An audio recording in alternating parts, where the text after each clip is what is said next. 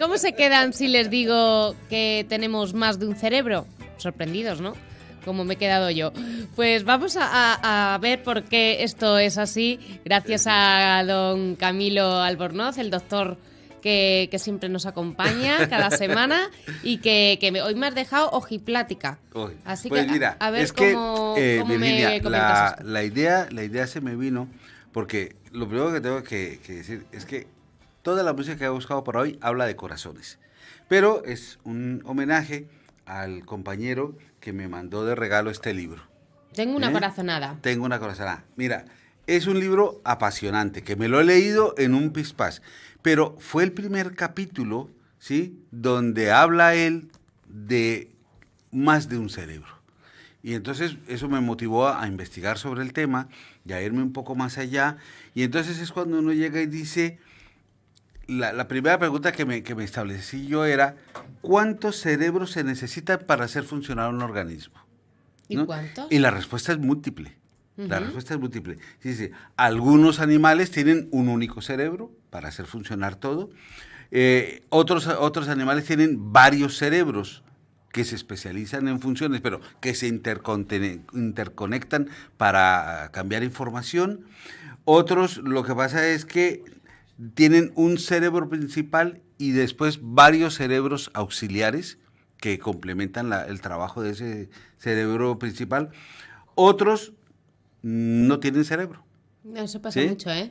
Sí, por ahí hay una gran cantidad de gente que no sé dónde lo dejó guardado, ¿sí? O que lo tienen así, lisito porque ni lo han estrenado todavía. ¿Ves?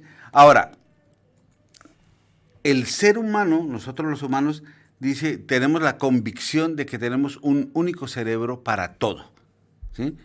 Nuestro cerebro, que en la mayoría de los vertebrados de tipo mamíferos sobre todo, tenemos una cabeza y en esa cabeza hay un cráneo y dentro de ese cráneo hay un órgano que está compuesto de neuronas y sustancia glial y decimos ese es el cerebro y de ahí parte todo. ¿Sí? Pero en realidad la pregunta es, ¿tenemos solo un cerebro? ¿Sí? Y entonces es un punto que cada vez entra en una discusión más profunda y eso ha sido muy debatido más o menos a partir del año 2000, aunque las proposiciones fueron mucho más anteriores, sobre el año de 1990. Entonces, dice uno, ¿qué es un cerebro? ¿Qué es? ¿Qué es un cerebro? Entonces, tú dices en términos generales, tú puedes decir, no tenemos ni puta idea.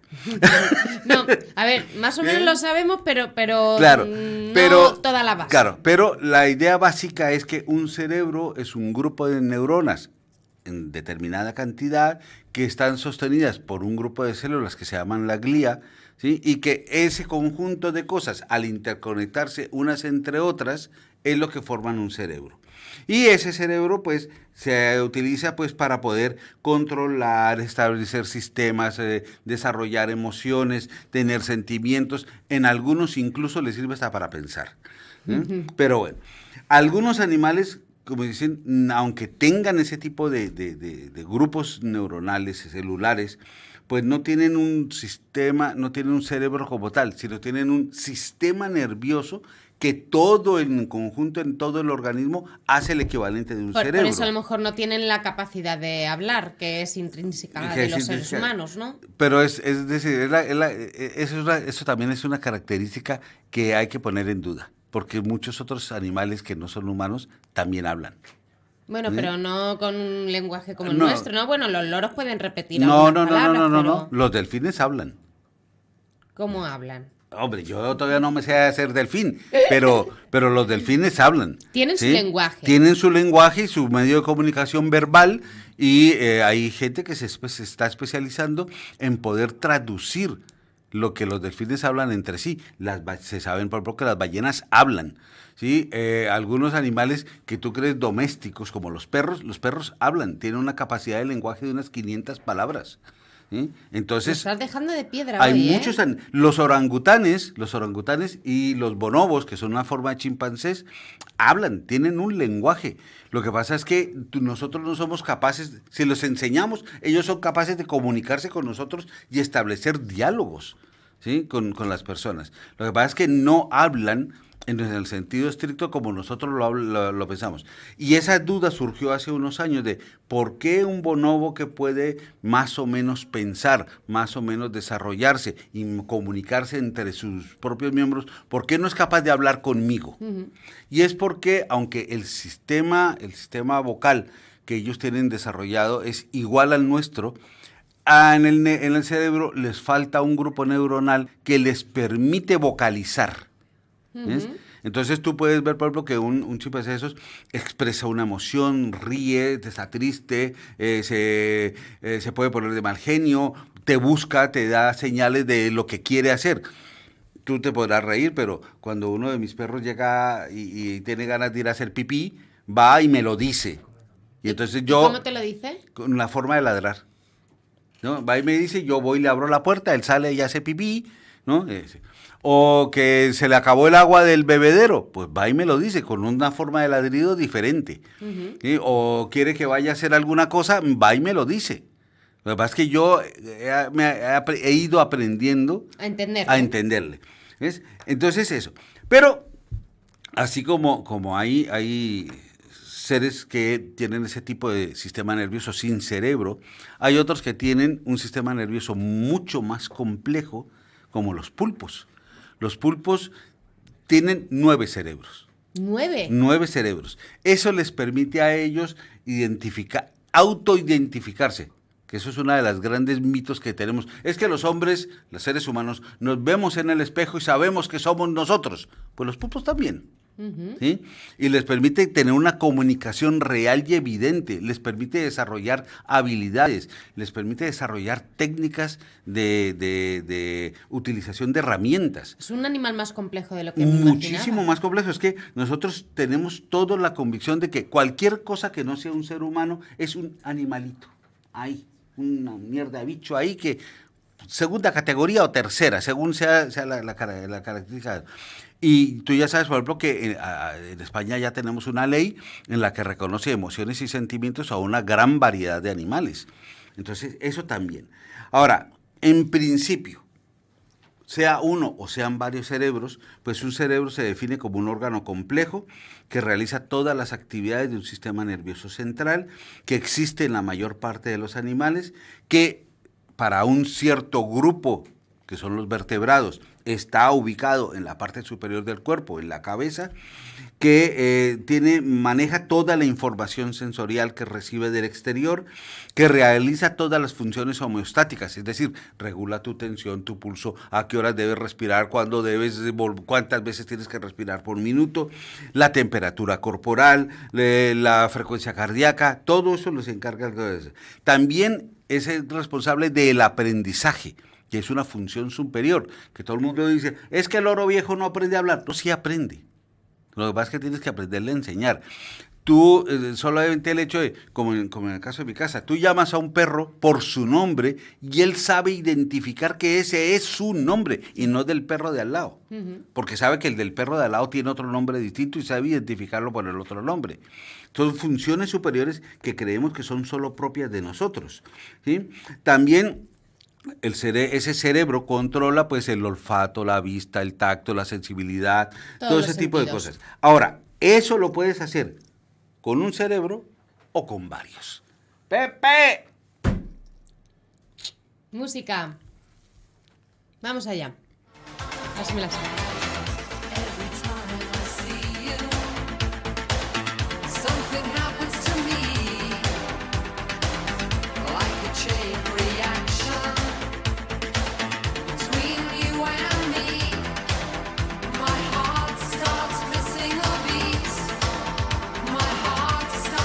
Me has dicho que me traías temas más facilitos. Esta me suena. Claro. ¿Y de qué artista y de los Pet Shop Boys, uno de mis grupos favoritos. Se llama Heart, Corazón. Corazón. ¿Ves?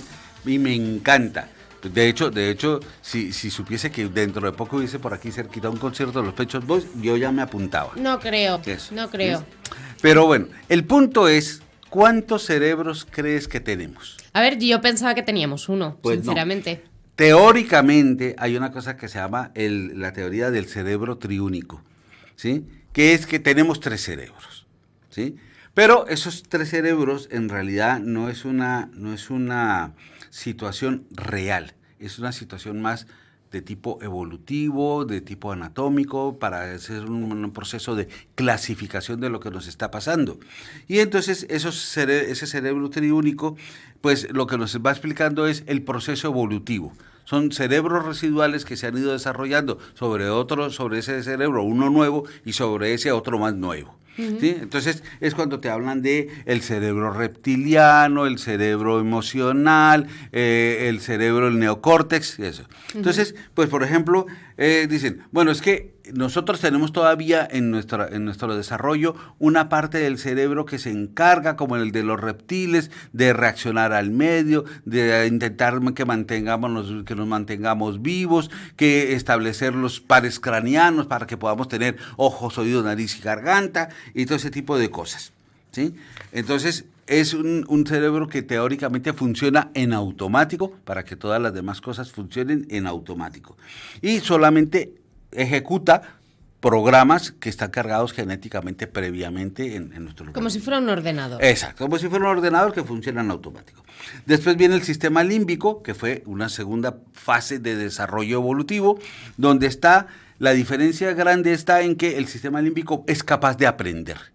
¿Sí? Entonces ya puedes aprender, puedes tener memoria, puedes tener relaciones sociales, puedes identificar cosas, ¿sí? Una de las grandes ventajas que tuvo ese tipo de cerebro era que te podías acordar por dónde migraban todos los news para poder ir tú como un buen león y comerte alguno que otro, ¿sí? Y no tener que ir buscando por ahí a ver por dónde encontrabas alguno, ¿no? Sino que, estos pasan en septiembre por aquí, pues tenga, ya te esperaré yo, ¿no? Y entonces, pues, todo ese tipo de... Y después viene el neocórtex, que es que se supone que es lo que nos hace los chachihuays del paraíso, ¿sí? Porque, ¿qué hace el neocórtex? Pues se supone que es el que te hace pensar, ¿sí? Sobre todo el desarrollo del lóbulo prefrontal, razonar, donde ¿no? está la personalidad, el razonamiento lógico y todo ese tipo de historias. Pero el neocórtex existe prácticamente en todos los mamíferos. Unos tienen más, otros tienen menos, otros tienen un poquito más de lóbulo frontal, otros tienen menos. Y por eso es que ese tipo de situación es lo que nos hizo pensar durante muchísimo tiempo que nosotros éramos el sumum de la evolución, ¿sí? Cuando en realidad solamente somos una parte más de la evolución con la cual hemos logrado tener un desarrollo mejor. Pero eso es un concepto, ese concepto de esos tres cerebros está en desuso. Ya prácticamente no se utiliza porque es inadecuada, solamente se usa para efectos básicamente pedagógicos o anatómicos y ya está. Pero entonces es cuando vino la teoría de los tres cerebros. Vamos a escucharla, que estamos Sí. impacientes. ¿Tú has oído ese cuento de que cuántos eran los 4 evangelistas? No. Que eran 3, Pedro y Pablo. No escucha el cuento. Bueno, pues eso es. Sí, pues los 4 evangelistas eran 3, Pedro y Pablo. Pues aquí lo de los 3 cerebros no son 3. Si vas investigando, hay varias líneas de concepción en las cuales unos consideran que el primer cerebro es el cerebro, el segundo cerebro es el cerebro intestinal y el tercer cerebro es el cerebro cardíaco. Otros consideran que tenemos el cerebro, el cerebro intestinal y la microbiota. ¿Sí? Y de ahí para adelante vienen surgiendo 3. ¿Sí? Lo que me motivó a hacer la investigación fue justamente lo que viene en el libro de Rodolfo, que a ellos hablan del cerebro, del cerebro intestinal y del cerebro cardíaco. Y la verdad es que es tremendamente apasionante.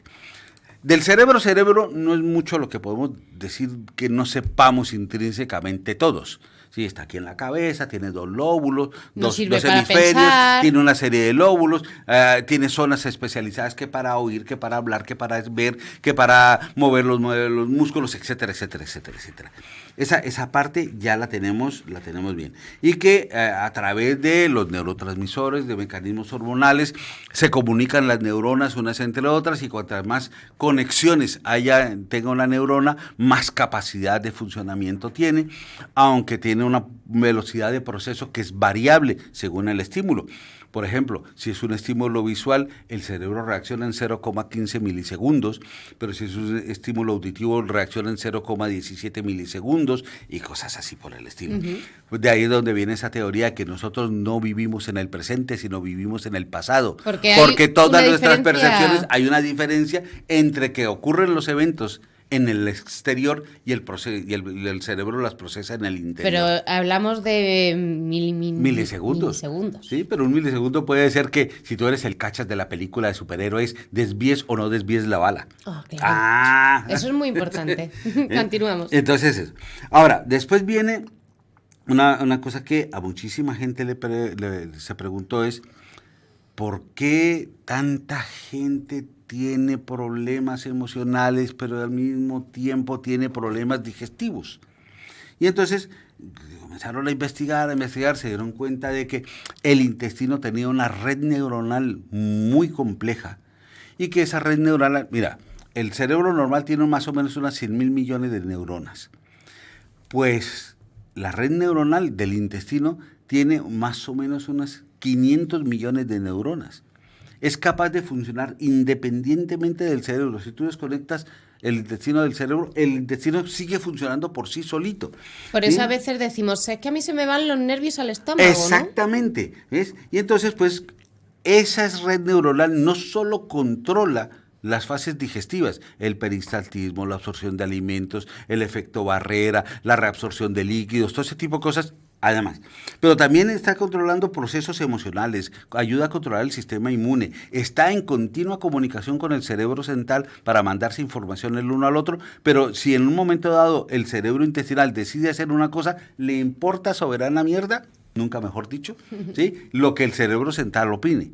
Y él hace lo que tenga que hacer. Entonces, eso es muy importante. El otro cerebro, que es el cerebro cardíaco, que se llama también sistema nervioso cardíaco intrínseco, tiene entre unas 40.000 y 100.000 neuronas independientes, que es un sistema neurológico atrial que controla no solamente el corazón. Fíjate, uno diría, vale, pues perfecto, que lata más, que lata menos, que lata con más fuerza, que suba o baje la presión arterial, pues sí, me parece muy bien, pero curiosamente ese sistema cardíaco, ese sistema nervioso cardíaco, ¿sí?, se comunica de una manera activa y continuada con el cerebro central, ¿sí?, y te ayuda a cosas tan bizarras como mejorar la memoria, cambiar la percepción de las cosas, modifica los entornos del medio ambiente, ¿sí? Te ayuda a controlar lo que es toda la fase hormonal que se genera en el organismo a través de una única hormona que él maneja, que es la hormona de la homeostasis, que es la hormona, el factor natriurético atrial. ¿La palabrita? Bonita palabra. Por eso es que casi siempre usamos siglas para decir todas estas cosas, ¿sí? Y se comunica con el cerebro, mira, a partir de elementos bioquímicos, las hormonas o las otras hormonas que se generan, a partir de neurotransmisores. El corazón secreta serotonina, secreta oxitocina. Tú sabes que la serotonina parte de la hormona de la felicidad. Sí, lo hemos dicho mucho en este programa. La oxitocina, la hormona del amor, sí, y la dopamina, la hormona de la felicidad. Y todo eso también depende mucho de ese. El corazón, este sistema neurológico del corazón se comunica con el cerebro y el resto del organismo a través de ondas de presión, como si estuviera mandando un código Morse, ¿sí? Y entonces así hace que las otras partes. Pero lo más interesante es que se comunica con el resto del cuerpo y con el cerebro a través de ondas energéticas electromagnéticas. ¿Y eso cómo es? Genera un campo electromagnético, es decir, el cerebro también genera un campo electromagnético, de ahí todas esas historias de los imanes y las resonancias y todo eso. Lo hemos oído mucho, sí. Bueno, pues genera un campo electromagnético que es 5.000 veces mayor que el que genera el cerebro, que permite que se comunique con tu campo electromagnético, con el de ellos y con el mío al mismo tiempo. De ahí es que cuando dices, ves una persona y a la primera que la ves dices, me cae bien esta persona. O, la energía que tiene, ¿no? Decimos. Sí, exacto. Sí, se desprende pues energía. Todo eso depende de eso. Y todas esas actitudes electromagnéticas van a hacer que cambies tu percepción del entorno, de la realidad y de las emociones, ¿sí? Y el campo electromagnético del corazón llega hasta unos 4 metros de distancia en cada persona. Por eso es que se habla tanto, o se habló en algún tiempo, que el espacio vital mínimo que necesitábamos todos era de 4 metros, pero no sabíamos por qué. Ahora sí hay una explicación del por qué, ¿sí? Y eso es lo que se llama, lo que están hablando ahora de los Pero, entonces, mi querido Pepe, ¿nos va a poner una canción? es cuando tenemos que tener presente esto. Más.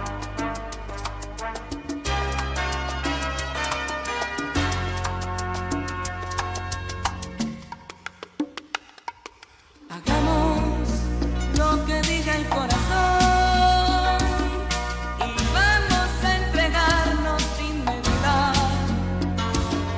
La crisis terminó, lo malo quedó atrás, querida. Hagamos. Cuando el cuerpo tiene que decidir entre lo que dice el cerebro y lo que dice el corazón, hace lo de la canción. Hagamos lo que diga el corazón. Normalmente la decisión que toma el sistema nervioso cardíaco predomina sobre la decisión que toma el sistema nervioso central. Pues con ¿Por eso... qué? No lo sabemos.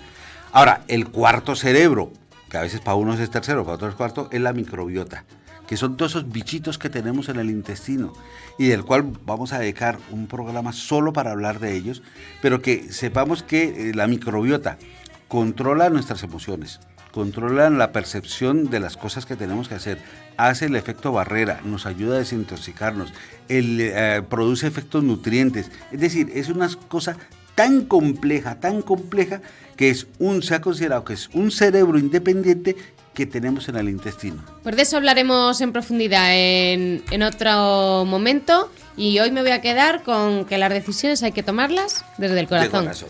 Gracias, el doctor Camilo Albornoz, por tu sabiduría.